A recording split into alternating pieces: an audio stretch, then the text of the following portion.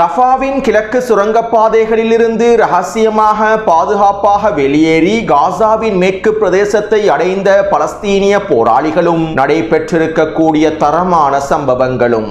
West bank பிரதேசத்திலே பலஸ்தீனிய போராளிகள் மேற்கொண்டிருக்கக்கூடிய 5 stone தாக்குதல்களும் கொத்து கொத்தாக தட்டி தூக்கப்பட்டிருக்கக்கூடிய ஆக்கிரமிப்பு சிப்பாய்களும் போர் வாகனங்களும். எகிப்திலே களமிறங்கி இருக்கக்கூடிய இஸ்ரேலி ஆக்கிரமிப்பு ஷின் பெட் உளவு பிரிவினுடைய தலைவரும் எடுக்கப்பட்டிருக்கக்கூடிய முடிவுகளும் இதற்கு பூரண சம்மதத்தினை வழங்கியிருக்கக்கூடிய அடிமை மத்தியஸ்தர்களும்.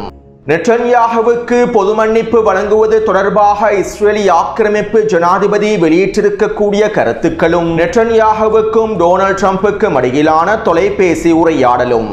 மோதிக்கொண்ட சவுதி அரேபியா மற்றும் அமீரகத்தினுடைய கூலிப்படைகளும் எல்லை பிரதேசத்தில் உச்ச தயார்படுத்தலோடு காத்து கொண்டிருக்கும் யமன் ஹவுதி இராணுவத்தினரும். தம்பி ஜூலானிக்கும் அண்ணன் நெட்டன்யாகுவுக்கும் இடையிலான காதலை வலுப்படுத்துவதற்கு தூதுவிடும் டொனால்ட் ட்ரம்ப்.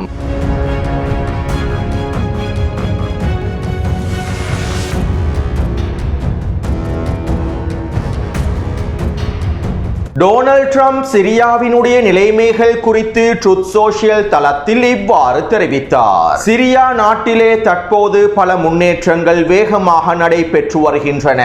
சிரியாவினுடைய அதிபர் அல் ஷாரா எங்களோடு ஒருங்கிணைந்து செயற்படுகின்றார். சிரியாவினுடைய தற்போதைய முடிவுகளிலும் முன்னேற்றங்களிலும் அமெரிக்கா திருப்தியை காண்கின்றது. நாங்கள் எங்களால் முடிந்த அனைத்தையும் சிரியாவுக்கு செய்வோம். சிரியாவை மீள கட்டமைப்பதற்கு தேவையான அனைத்து விதமான உதவிகளையும் நாங்கள் முழுமையாக வழங்குவோம். நாங்கள் சிரியாவுக்கு செய்திருக்கக்கூடிய மிகப்பெரிய உதவிகளில் சிரியா மீதான தடைகளை நீக்கியிருப்பது மிக முக்கியமானதாகும். இதே போன்று இனி வரக்கூடிய நாட்களிலும் சிரியாவை கட்டியெழுப்புவதற்கான பல வாய்ப்புகளையும் நாங்கள் வழங்குவோம். அதே போன்று சிரியாவோடு இஸ்ரேல் ஒரு வலுவான உண்மையான உரையாடலை மேற்கொள்ள வேண்டும். சிரியாவும் இஸ்ரேலும் ஒருங்கிணைந்து செயற்பட வேண்டும். இதற்கு சிரியாவினுடைய அதிபர் அல் ஷாரா அவர்கள் முழுமையாக தயாராகவே இருக்கின்றார். அவர் இதற்காக முழு அர்ப்பணிப்போடு வேலை திட்டங்களை முன்னெடுத்து வருகின்றார். இனி வரக்கூடிய நாட்களில் சிரியாவும் இஸ்ரேலும் நீண்ட மற்றும் வளமான உறவை கொண்டிருக்கும். இது ஒரு வரலாற்று முக்கியத்துவம் வாய்ந்த விடயமாகும். நாங்கள் தற்போது மத்திய கிழக்கிலே அமைதியை ஏற்படுத்தியுள்ளோம். இதற்கமைவாக சிரியாவுக்கும் இஸ்ரேலுக்கும் இடையிலான உறவுகள் வலுப்படுத்தப்படும் என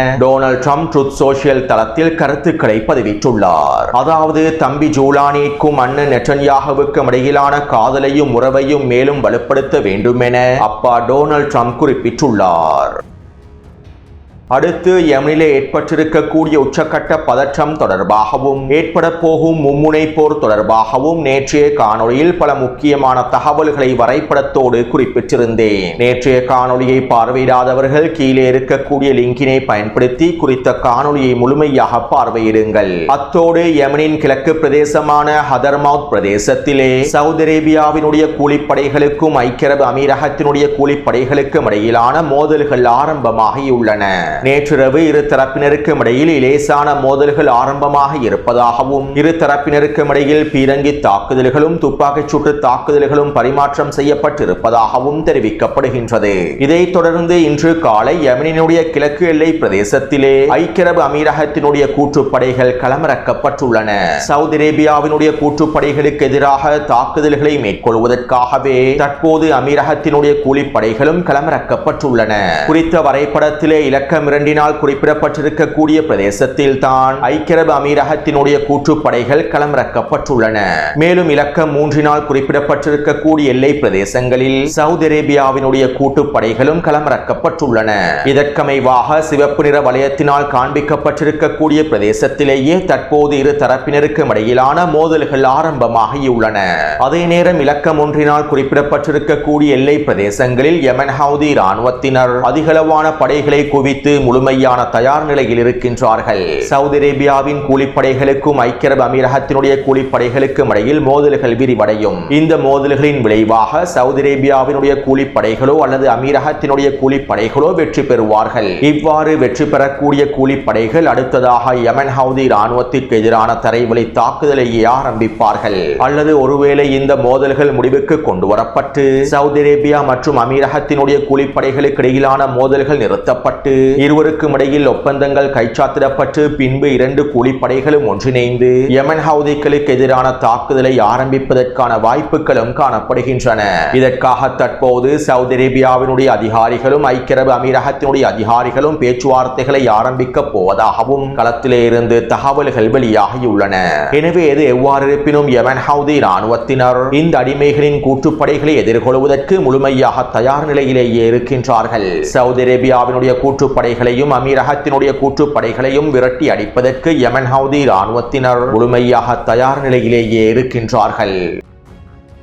அடுத்து நெட்டன்யாஹூ இஸ்ரேலி ஆக்கிரமிப்பு ஜனாதிபதியிடம் முன்வைத்திருக்கக்கூடிய பொது மன்னிப்பு கோரிக்கைகள் தொடர்பாகவும் இந்த பொது மன்னிப்பு கோரிக்கையில் நெட்டன்யாஹூ தெரிவித்திருக்கக்கூடிய விடயங்கள் தொடர்பாகவும் இந்த பொது மன்னிப்பை ஏற்றுக்கொள்வதற்காக இஸ்ரேலி ஆக்கிரமிப்பு ஜனாதிபதி நெட்டன்யாஹுவுக்கு விதித்திருக்கக்கூடிய 4 நிபந்தனைகள் தொடர்பாகவும் நேற்றைய காணொளியில் பல முக்கியமான தகவல்களை பதிவிட்டுள்ளேன். அத்தோடு நேற்று மாலை நெட்டன்யாஹுவின் பொது மன்னிப்பு தொடர்பாக இஸ்ரேலி ஆக்கிரமிப்பு ஜனாதிபதி ஐசாக் ஹெர்சோக் இவ்வாறு தெரிவித்தார். நெட்டன்யாஹுவுக்கு பொது மன்னிப்பை வழங்குவது பிளவுபடுத்தக்கூடிய பிரச்சனையாகும். இஸ்ரேலிய அரசியல் களத்தில் மிகப்பெரிய தாக்கத்தையும் பிளவுகளையும் ஏற்படுத்தக்கூடிய பிரச்சனையாகும். மேலும் நெட்டன்யாஹுவுக்கு பொது மன்னிப்பை வழங்குவது இஸ்ரேலிய அரசியல் களத்தில் பதற்றத்தையும் அதிகரிக்கும். இருப்பினும் தேசிய மற்றும் பிராந்திய நலன் கருதி இவை தொடர்பாக மீண்டும் ஆலோசனைகளை மேற்கொள்வதற்கு நான் தற்போது முன்வந்துள்ளேன். நெட்டன்யாஹுவின் பொது மன்னிப்பு கோரிக்கையை மீள் பரிசீலனை செய்வதற்கு நான் தற்போது தயாராக இருக்கின்றேன். மேலும் இஸ்ரேலிய சட்டத்திட்டங்களுக்கு அமைவாகவே நான் இந்த மீள் பரிசீலனையை மேற்கொள்வேன். எந்த ஒரு வெளிப்புற அழுத்தத்தினாலும் என்னுடைய நிலைப்பாடுகளில் மாற்றங்களை ஏற்படுத்த முடியாது.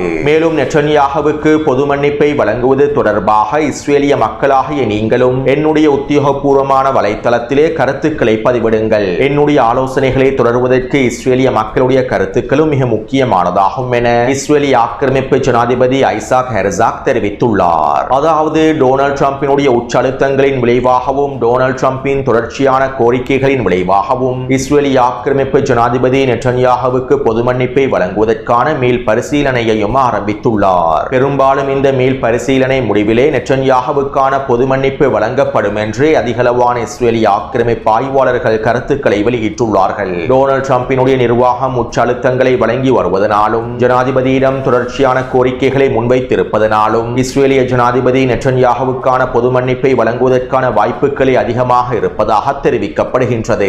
அதே நேரம் நெட்டன்யாஹுவுக்கு பொது மன்னிப்பை வழங்கக்கூடாது என இஸ்ரேலிய ஆக்கிரமிப்பினுடைய எதிர்க்கட்சி தலைவர் யாயர் லாபிட் தொடர்ச்சியான உறுதிப்பாட்டை வெளிப்படுத்தியுள்ளார். இருப்பினும் டொனால்ட் ட்ரம்பின் கோரிக்கைகளை இஸ்ரேலிய ஆக்கிரமிப்பு எதிர்க்கட்சி தலைவராலும் முழுமையாக நிராகரிக்க முடியாது. அனைவரும் ஜியோனிச ஆட்சியாளர்கள் என்கின்ற வகையில் ஜியோனிசத்தின் எதிர்காலத்தினை வளர்ப்பதற்காகவும் இஸ்ரேலினுடைய எதிர்காலத்தை பாதுகாப்பதற்காகவும் எப்போதும் ஒன்றிணைந்தே செயற்படுவார்கள். இதனால் பெரும்பாலும் நெட்டன்யாஹுவுக்கான பொது மன்னிப்பு வழங்கப்படும் என்று எதிர்பார்க்கப்படுகின்றது. மேலும் இவ்வாறு பொது மன்னிப்பு வழங்கப்பட்டால் நெட்டன்யாஹு மத்திய கிழக்கு பிராந்தியத்தில் அவருடைய போர் விரிவாக்கத்தினை மேற்கொள்வார். இன்னும் 10 வருடங்களுக்கு ஓய்வு பெறாமல் ஆட்சி அதிகாரத்தில் நிலைத்திருப்பதற்கான எல்லாவிதமான வேலை திட்டங்களையும் நெட்டன்யாஹு தொடர்ச்சியாக மேற்கொள்வார். அத்தோடு நேற்றிரவு டொனால்ட் ட்ரம்ப் நெட்டன்யாஹுவுக்கு தொலைபேசி அழைப்பினை ஏற்படுத்தி கலந்துரையாடல் ஒன்றை மேற்கொண்டுள்ளார். இதன்போது நெட்டன்யாஹுவின் பொது மன்னிப்பு தொடர்பாகவும் காசாவிலே ஹமாஸை முழுமையாக நிராயுதபாணியாக்குவது தொடர்பாகவும் 2ஆம் கட்ட திட்டத்தினை முழுமையாக நடைமுறைப்படுத்துவது தொடர்பாகவும் ஹமாஸை முழுமையாக நிராயுதபாணியாக்கியதற்கு பின்பு காசாவை புனரமைப்பது தொடர்பாகவும் ஆப்ரஹாம் உடன்படிக்கையினுடைய விரிவாக்கம் தொடர்பாகவும் டொனால்ட் ட்ரம்பும் நெட்டன்யாஹுவும் குறித்த கலந்துரையாடலில் பேசியிருப்பதாக இஸ்ரேலிய ஆக்கிரமிப்பு ஊடகங்கள் செய்திகளை வெளியிட்டுள்ளன.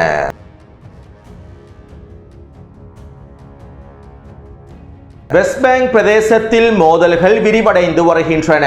ஜெனின், டூபாஸ், துல்கராம் மற்றும் நப்லஸ் ஆகிய பிரதேசங்களில் பலஸ்தீனிய போராளிகள் தொடர்ச்சியான தாக்குதல்களை மேற்கொண்டு வருகின்றார்கள். கடந்த வாரம் இஸ்ரேலிய ஆக்கிரமிப்பு ராணுவம் வெஸ்ட் பேங்க் பிரதேசத்திலே அவர்களுடைய அடுத்த கட்ட நடவடிக்கைகளை ஆரம்பித்திருந்தார்கள். இதற்கமைவாக வெஸ்ட் பேங்க் பிரதேசம் முழுவதும் அதிகளவான படைப்பிரிவுகளையும் களமிறக்கி இருந்தார்கள்.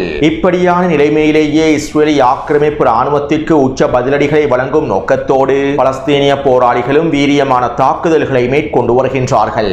இதற்கமைவாக வெஸ்ட் பேங்கினுடைய வடக்கு பிரதேசமான ஜெனின் பிரதேசத்திலே அல்-குதுஸ் படைப்பிரிவினர் பொறியொன்றின் மூலமாக இஸ்ரேலி ஆக்கிரமிப்பின் நேமர் போர் வாகனத்தினை இலக்கு வைத்து தாக்குதல்களை மேற்கொண்டுள்ளார்கள். இந்த தாக்குதலிலே குறித்த நேமர் போர் வாகனமானது வெற்றிகரமாக இலக்கு வைக்கப்பட்டிருப்பதாகவும் குறித்த போர் வாகனத்தில் இருக்கக்கூடிய 4 சிப்பாய்கள் கொல்லப்பட்டும் படுகாயமடைந்திருக்கலாம் என்றும் தெரிவிக்கப்படுகின்றது. இருப்பினும் குறித்த தாக்குதலினால் ஏற்பட்டிருக்கக்கூடிய இழப்புகள் தொடர்பான எந்தவிதமான தகவல்களையும் இஸ்ரேலி ஆக்கிரமிப்பு ராணுவம் வெளிப்படுத்தவில்லை. அதே நேரம் குறித்த தாக்குதல் தொடர்பான காணொளிகளை அல்-குதுஸ் படைப்பிரிவினரும் வெளியிட்டுள்ளார்கள்.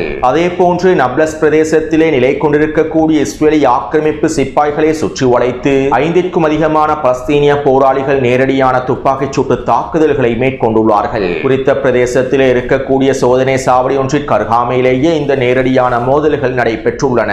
இதன்போது ஒரு பலஸ்தீனிய போராளி கொல்லப்பட்டுள்ளார். மேலும் இந்த தாக்குதலிலே 5க்கும் அதிகமான சிப்பாய்கள் கொல்லப்பட்டும் படுகாயங்களுக்கு உள்ளாக்கப்பட்டிருப்பதாகவும் தெரிவிக்கப்படுகின்றது. அது மட்டுமல்லாமல் குறித்த தாக்குதல்களை தொடர்ந்து பலஸ்தீனிய போராளிகள் குறித்த பிரதேசத்திலே சிறிய வெடிகுண்டு பொறியொன்றின் மூலமாக ஜீப் வண்டி ஒன்றையும் தட்டி தூக்கியுள்ளார்கள்.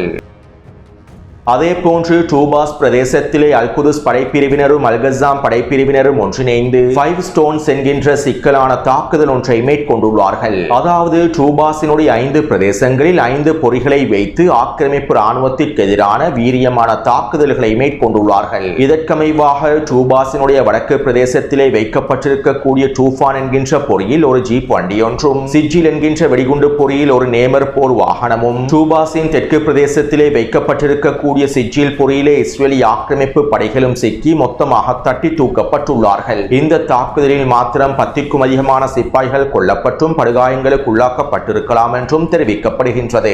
அத்தோடு இந்த 5 ஸ்டோன் தாக்குதலில் 3 தாக்குதல் பொறிகள் மாத்திரமே வெற்றி அடைந்துள்ளன. ஏனைய 2 தாக்குதல் பொறிகளும் தோல்வி அடைந்துள்ளன. அதாவது 2 தாக்குதல் பொறிகளுக்குள்ளே இஸ்ரேலி ஆக்கிரமிப்பின் போர் வாகனங்களோ இஸ்ரேலி ஆக்கிரமிப்பு படைகளோ சிக்கிக் கொள்ளவில்லை. அதே நேரம் இந்த தாக்குதலை தொடர்ந்து குறித்த பிரதேச அதிரடியாக களமிறங்கிய 10க்கும் அதிகமான பலஸ்தீனிய போராளிகள் ஆக்கிரமிப்பு ராணுவத்திற்கு எதிரான நேரடியான துப்பாக்கிச் சூட்டு தாக்குதல்களை மேற்கொண்டுள்ளார்கள். இந்த துப்பாக்கிச் சூட்டு தாக்குதல்களிலே 2 பலஸ்தீனிய போராளிகள் கொல்லப்பட்டிருப்பதாக தெரிவிக்கப்படுகின்றது. அதே நேரம் இஸ்ரேலி ஆக்கிரமிப்பு சிப்பாய்களுக்குள்ளும் அதிகளவான இழப்புகள் ஏற்படுத்தப்பட்டிருப்பதாகவும் தெரிவிக்கப்படுகின்றது. இந்த தாக்குதலை தொடர்ந்து நேற்றிரவு டூபாஸினுடைய அல் கலீல் பிரதேசத்திலே சோதனை சாவடி ஒன்றை இலக்கு வைத்து பலஸ்தீனிய நபர் ஒருவர் கார் தாக்குதல் ஒன்றை மேற்கொண்டுள்ளார்.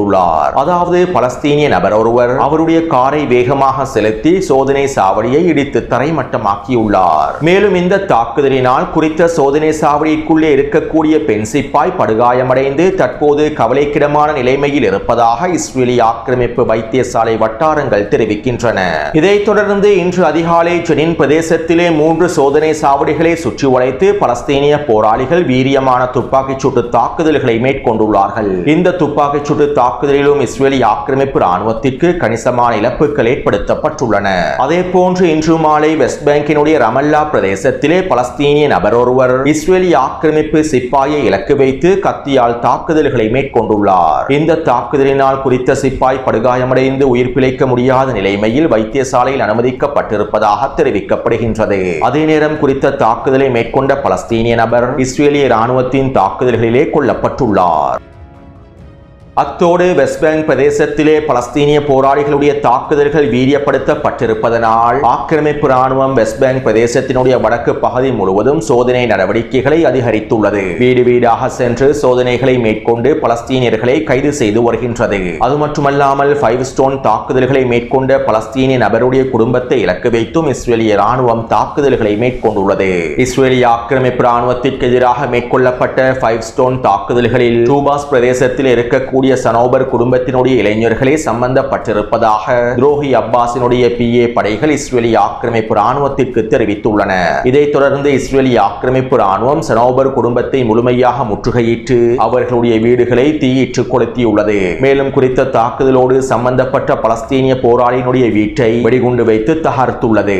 இதே போன்றுதான் ஆக்கிரமிப்பு ராணுவத்திற்கு எதிராக தாக்குதல்களை மேற்கொள்ளக்கூடிய பலஸ்தீனிய போராளிகளின் குடும்ப உறுப்பினர்கள் தொடர்பான எல்லாவிதமான தகவல்களையும் துரோகி அப்பாஸினுடைய PA படைகள் இஸ்ரேலிய ஆக்கிரமிப்பு ராணுவத்திற்கு தொடர்ச்சியாக வழங்கி வருகின்றன. இருப்பினும் பலஸ்தீனிய போராளிகள் இந்த துரோகத்திற்கு மத்தியிலும் ஆக்கிரமிப்பு ராணுவத்திற்கு எதிராக தொடர்ச்சியான வீரியமான தாக்குதல்களை மேற்கொண்டு வருகின்றார்கள்.